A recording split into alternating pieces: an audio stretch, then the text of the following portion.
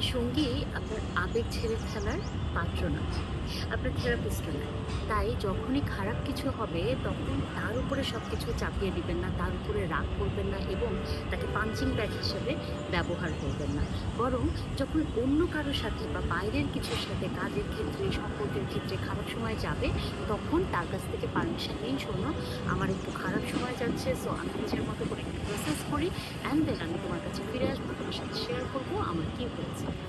দেন নিজের মতো করে সেটাকে প্রসেস করা উচিত এবং তারপরে গিয়ে বলা উচিত আপনার সঙ্গীকে যে আপনার সাথে আজকে কেন খারাপ দিন গেছে বা কেন কি খারাপ হচ্ছে। কারণ আপনি দিনের পর দিন যদি তাকে পাঞ্চিং ব্যাগ হিসাবে বা তাকে ময়লা ফেলার পাত্র হিসাবে ব্যবহার করেন, তাহলে কিন্তু একদিন সে ওভারলোডেড হয়ে যাবে, হয় আপনাকে ছেড়ে চলে যাবে, অথবা আপনাদের সম্পর্কে পার্মানেন্টলি ড্যামেজড হয়ে যাবে। তখন কিন্তু আর সব কিছু গুছিয়ে ফেলার সুযোগ আর আপনি পাবেন না।